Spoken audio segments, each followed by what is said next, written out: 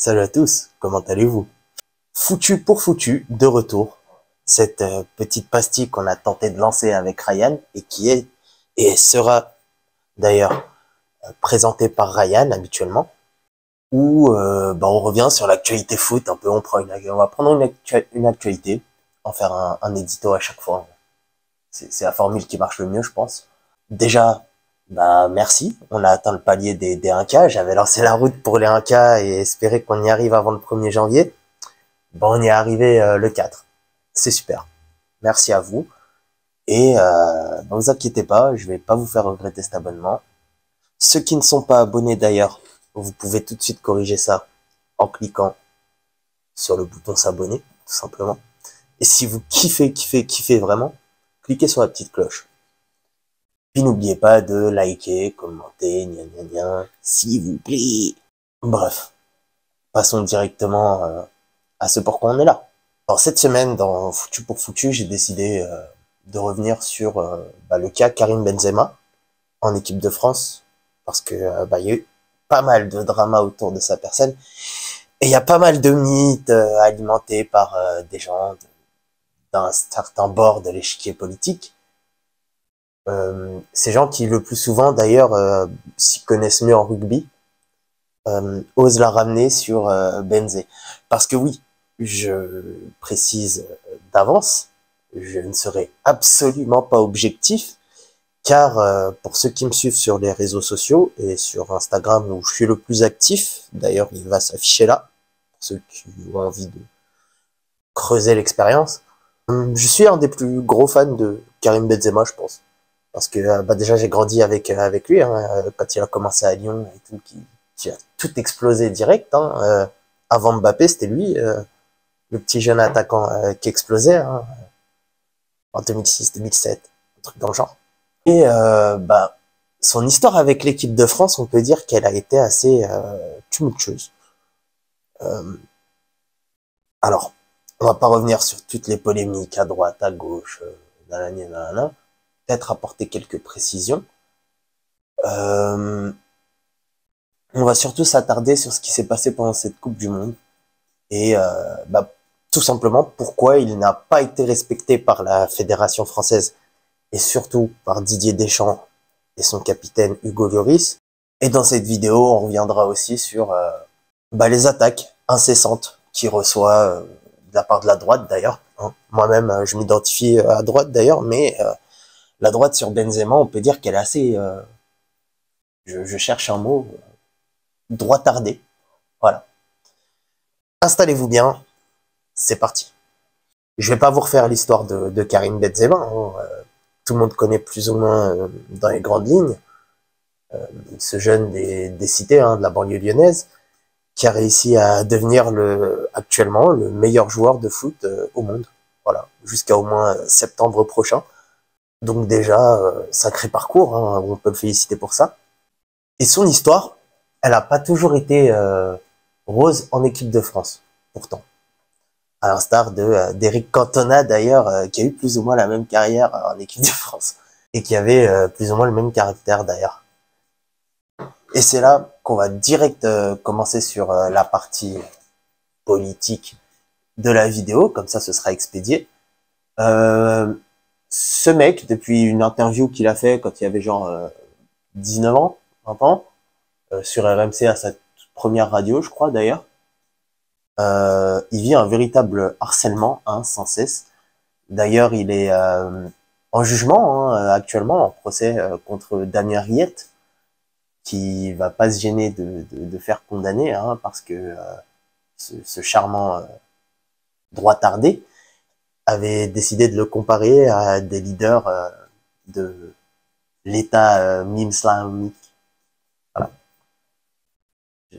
Je commence à m'adapter, monétisation, changer les mots, tout ça, SOKB. Il a souvent été harcelé par la droite depuis cette fameuse interview. En fait, c'était une interview où il était sélectionné pour la première fois en équipe de France.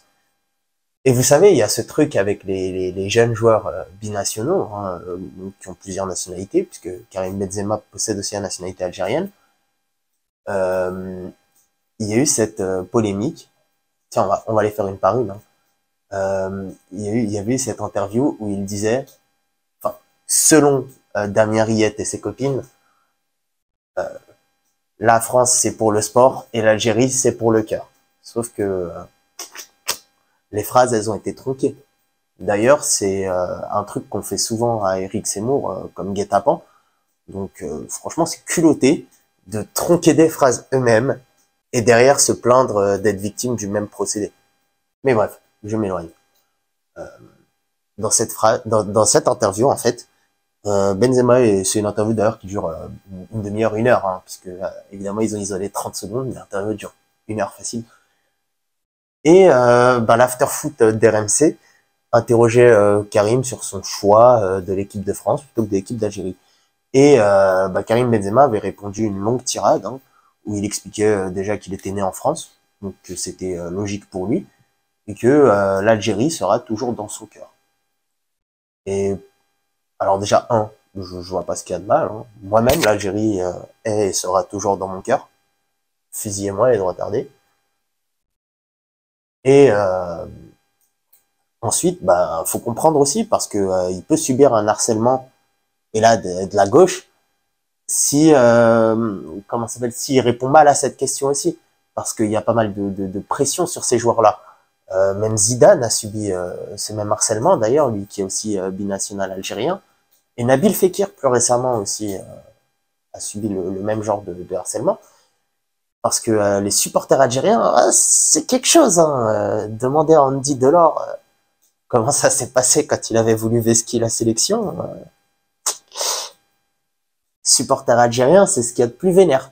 Donc forcément, il avait besoin aussi de dire de quoi les contenter en fait. Et de montrer que s'engager auprès de son pays de naissance et son pays tout court, en fait, son pays, était plus cohérent, mais que ça n'enlevait en rien l'amour qu'il avait pour les siens compatriotes algériens et pour la patrie algérienne. Donc voilà. Déjà pour ça, faux procès. Et ensuite, avec l'affaire de la mixtape de Mathieu Valbuena, une fois qu'elle a été faite, l'affaire classée, etc. et tout, vous êtes au courant, hein, je pense, il n'a pas joué en équipe de France pendant 5-6 ans. Et en fait, pendant ces 5-6 ans, d'ailleurs, il a fait plusieurs provocations hein, via les réseaux sociaux. Sachez qu'il aurait pu jouer pour l'équipe nationale espagnole et l'équipe nationale algérienne, justement, car il possède ces nationalités. Et d'ailleurs, il aurait pu, du coup, jouer l'Euro 2016, la Coupe du Monde 2018. Qu'est-ce qu'il a fait, Karim? Rien de tout ça. Il a pris son mal en patience et a attendu peut-être qu'un jour, l'équipe de France daigne lui redonner l'or. Tout en étant le meilleur attaquant français, même actuellement. Il y aurait ce mythe comme quoi Karim Benzema ne chantait pas la Marseillaise. Et que du coup, ça ferait de lui un mauvais patriote. Alors, pareil, en 2 temps. Déjà, numéro 1, Platini, Juste Fontaine, Raymond Kopa, Eric Cantona. Juste ces 4-là, déjà, ils chantaient pas la Marseillaise non plus. Hein. Et c'est des légendes du foot. Et personne ne leur en a jamais fait le procès. Ensuite, c'est faux. Déjà, il chantait la Marseillaise à ses débuts en équipe de France. D'ailleurs, sous l'ère de Laurent Blanc, c'était obligatoire de la chanter. Donc, il n'avait pas le choix. Donc, il l'a chanté, hein, la Marseillaise. Puis, il a arrêté de la chanter, cette Marseillaise, car il a arrêté. Et d'ailleurs, ça coïncide avec les débuts de l'ère Deschamps, car il a eu une période où il n'a pas marqué pendant 1200 minutes, je crois. C'est l'équivalent de 15 matchs facile. Et il chantait la Marseillaise. Et ce jour-là, pile, et d'ailleurs Benzema, c'est un joueur qui est rempli de superstitions. Il joue avec un bandage à la main, alors que il n'est pas blessé. Il avait juste marqué son premier but en ayant ce bandage à la main. Un jour de, je sais plus quand, il y avait match contre l'Australie au Stade de France, et pour je ne sais quelle raison, hein, il n'a pas chanté la Marseillaise. Et ce jour-là, il a débloqué son compteur de but. Il a remarqué avec l'équipe de France. D'ailleurs, je me souviens que j'étais au stade, j'étais jeune, hein. Euh, on le narguait, genre on faisait il a marqué, Benzé, voilà. Petite anecdote fun fact. Donc voilà, faux procès, parce que c'est pas obligatoire de chanter la Marseillaise, ça fait pas nécessairement de toi un bon patriote, même si c'est d'art la Marseillaise, hein, moi je kiffe. Hein. Deuxième, superstition, etc. Faites un replay de la dernière minute si vous n'avez pas capté. Maintenant qu'on a posé le décor, hein, il est temps de rentrer vraiment, vraiment, vraiment dans le vif.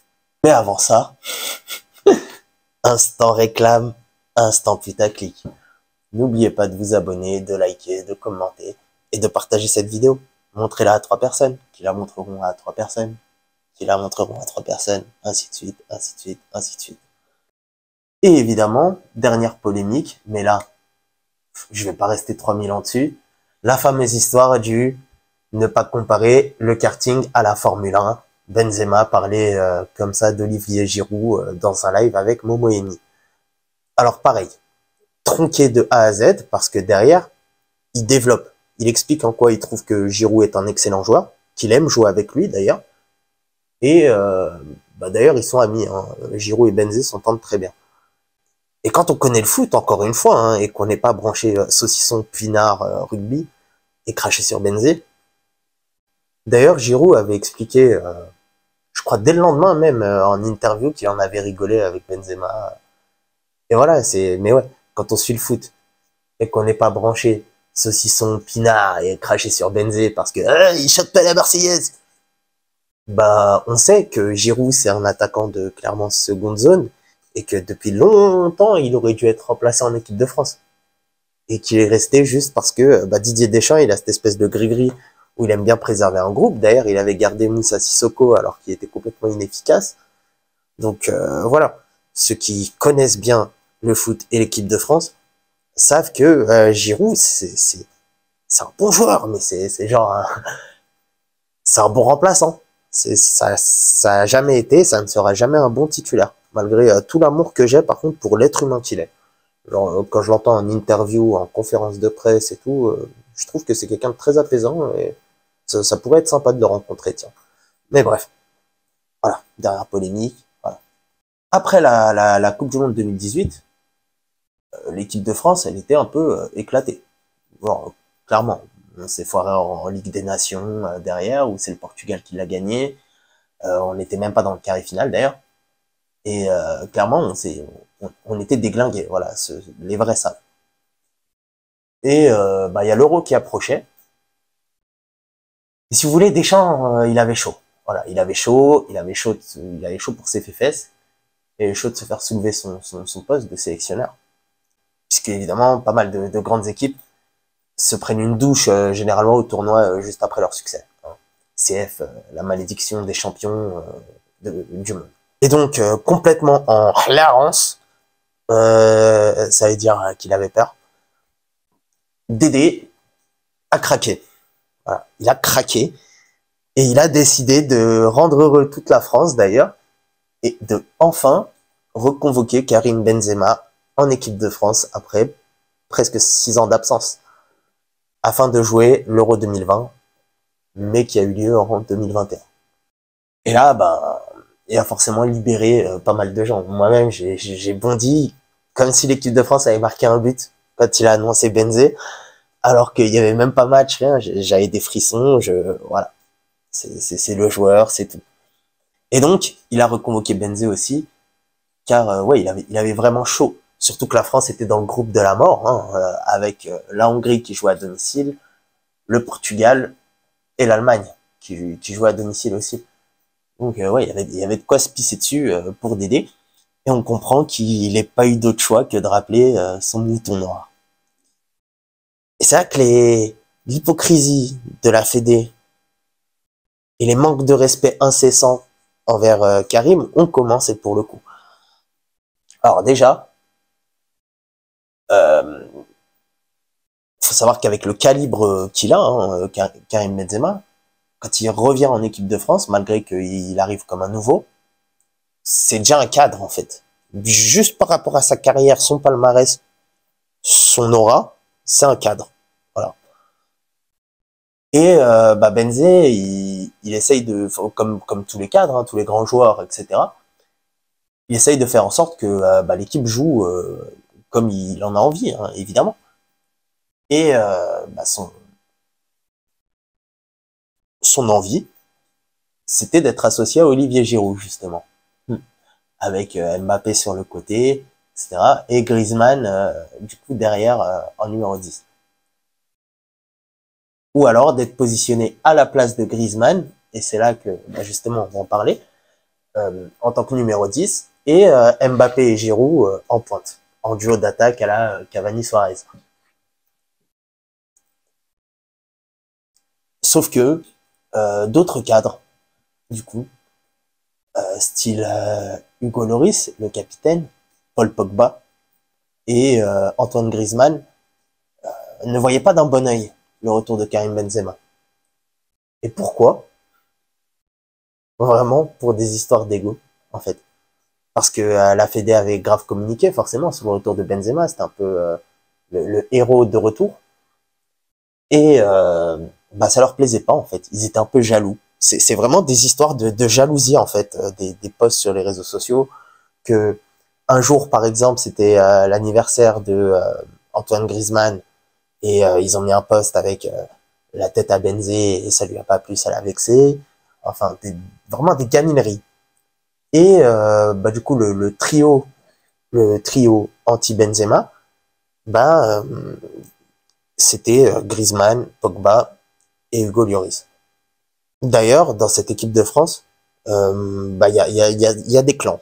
Voilà. Et tout ce que je dis là, c'est une source en interne, hein, à Clairefontaine directement, qui m'informe. Donc voilà, c'est pas de la D. Il y a plusieurs groupes. On va dire, tu vas avoir un groupe qui est composé des petits jeunes, tu vois, les Kolo Muani et compagnie, Mbappé aussi, tout ça. Il y a le groupe entre guillemets des anciens, hein.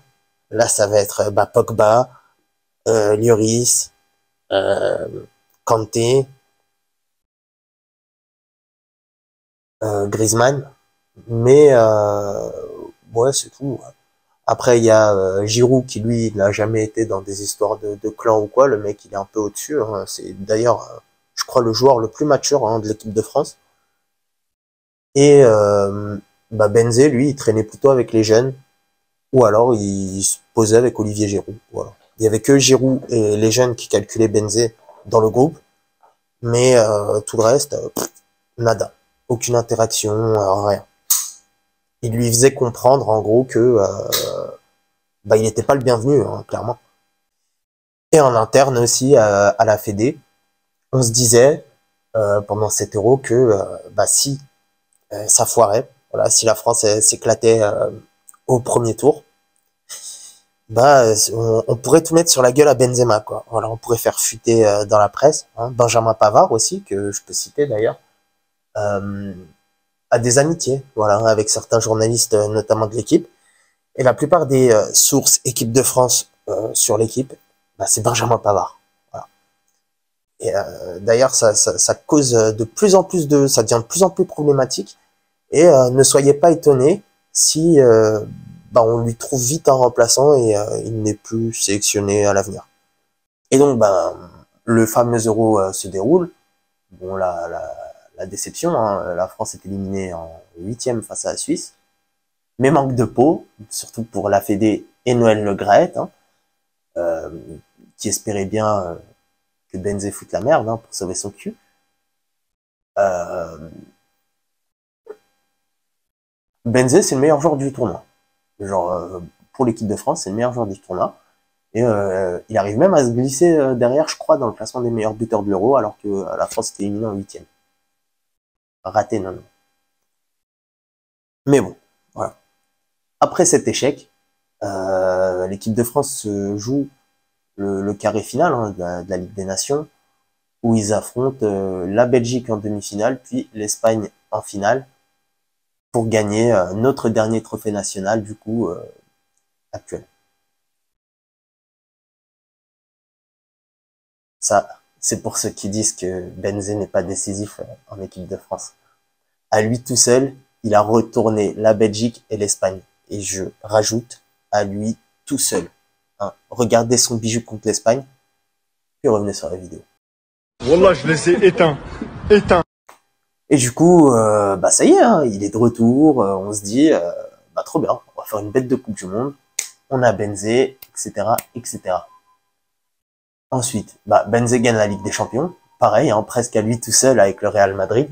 Allez, il a eu un peu d'aide de Vinicius. Puis derrière, bah, en toute logique, hein, en vrai, il est couronné Ballon d'Or. Du coup, d'ailleurs, allez checker notre vidéo à la cérémonie du Ballon d'Or. On a incrusté Navi, c'est une pépite.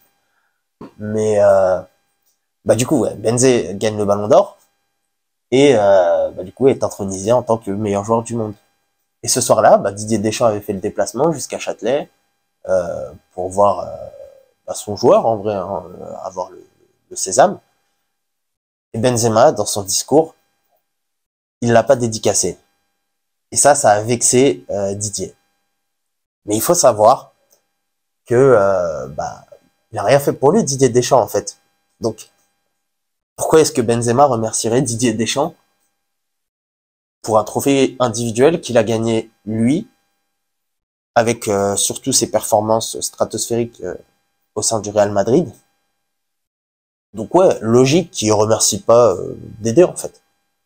Et bah ça l'a vexé. Et déjà, ça a créé un premier franc entre eux. Puis, bah vint la Coupe du Monde, la fameuse Coupe du Monde, meilleure Coupe du Monde de l'histoire d'ailleurs. Hein. Il y a débat, dites-moi en commentaire, mais pour moi c'est le cas. Hein. Et l'équipe de France arrive au Qatar avec Karim Benzema amoindri, mais apparemment prêt à jouer au bout de un ou deux matchs, quoi. Après un ou deux matchs, donc disponible dès les huitièmes, voire optimal à 100% dès les quarts de finale. Et il se passe un truc assez ouf, genre bah déjà il était un peu amoindri, et le staff médical va vraiment pousser en fait pour qu'il reprenne l'entraînement en même temps que les autres, voilà, avec Varane, etc. Et en fait, quand il a repris l'entraînement, bah malheureusement sa blessure a rechuté. Et bon, c'était une petite déchirure au mollet apparemment, et il aurait été rétabli dès les quarts de finale. Sauf que bah, le médecin de l'équipe de France, en gros, a décidé de le renvoyer direct. Ils lui ont pris un billet d'avion à 6 heures du mat, donc vraiment sans le respecter, genre, parce on parle quand même du Ballon d'Or. Et cette histoire de oui, mais il était blessé, donc non, c'est du bullshit en vrai. Parce que bah, le Sénégal, par exemple, ils étaient prêts à ramener Sadio Mané, hein, même s'il était blessé. Au final, il est resté c'est de lui-même. Et bah, l'Argentine, hein, qui j'ai pas envie d'en parler, avait Di Maria aussi qui était blessé. Il a joué le match d'ouverture face à l'Arabie Saoudite, puis il n'a plus joué pendant toute la Coupe du Monde jusqu'à la finale. À la finale, il nous a défoncé. En vrai, il nous a défoncé. Donc oui, c'était complètement possible de garder Benzema, mais bah, le staff médical à 6 heures du mat a décidé de le renvoyer en fait en avion tout simplement. Et ensuite, ben, quand il rentre à Madrid, Benzé, il apprend quoi des médecins du Real? Il apprend que ouais, il est apte à jouer, guéri, remis quoi. D'ailleurs, il a repris la saison directe hein, avec le Real.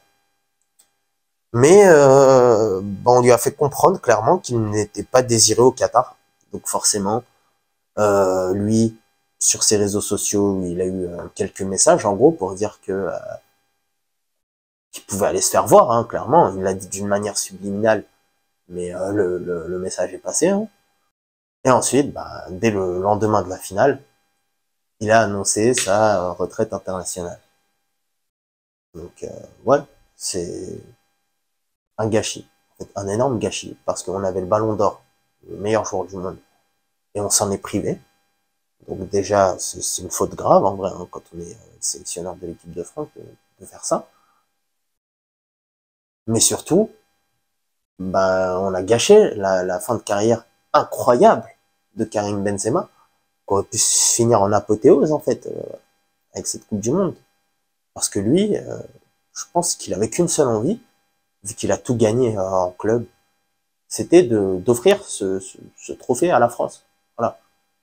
Ce qui aurait bien fait taire les critiques aussi. Et bah on l'en a privé de ça, clairement. Je pense que le match, par exemple, face à l'Argentine, avec un Benzé qui avait réussi à remonter le PSG à lui tout seul, euh, une telle catastrophe, elle n'a pas lieu. Mais bon, ça c'est voilà, avec des scies, on coupe du bois. Espérons que l'avenir soit meilleur pour quand même notre équipe de France. Hein. Prochaine échéance, c'est l'Euro 2024 et les Jeux Olympiques, voilà, qui ont lieu la même année. L'Euro en Allemagne et les Jeux Olympiques chez nous à Paris. Alors, voilà mon hypothèse. Les Jeux Olympiques, c'est un tournoi assez particulier dans le football, parce que bah, pour ce qui est de l'épreuve masculine, c'est les espoirs qui jouent. C'est que les joueurs de moins de 23 ans qui sont autorisés à jouer pour l'équipe de France, du coup, ou n'importe quelle autre sélection. Mais chaque sélectionneur a le droit à 3 jokers, à 3 joueurs qu'il peut prendre, de n'importe quel âge, de n'importe quel statut professionnel, etc. Donc, bah, j'espère qu'il reviendra, pour ma part, sur sa retraite internationale, pour essayer de décrocher cette médaille d'or, tant qu'à faire. Voilà. Ça serait beau. Ça serait beau comme fin de carrière. Et ça montrerait en tout cas à tous ses détracteurs, hein, à tous ceux qui l'ont empêché, qui lui ont mis des bâtons dans les roues dans sa carrière internationale. Coucou Deschamps, coucou Grisou, coucou Liolio, coucou Pogba, coucou Le Graët. Voilà. Ça ferait taire ces gens-là. Et ça les rendrait peloux. Donc, ouais, c'est tout ce que je peux espérer à Karim Benzema, qui revienne pour au moins les Jeux Olympiques. Voilà. Pourquoi pas en attaque avec Mbappé, tiens, tant qu'à faire. Ou avec Giroud. Hein. On le fera ce duo d'attaquants. Un de ces quatre, on le fera. Mais ouais, ce serait magnifique. Je vous laisse sur ça. N'oubliez pas de donner votre avis en commentaire, c'est toujours utile. On se dit à demain, hein, nouvel épisode du Social Club. Pour ceux qui me suivent sur les réseaux sociaux, vous savez déjà c'est quoi le sujet. Pour les autres, à demain.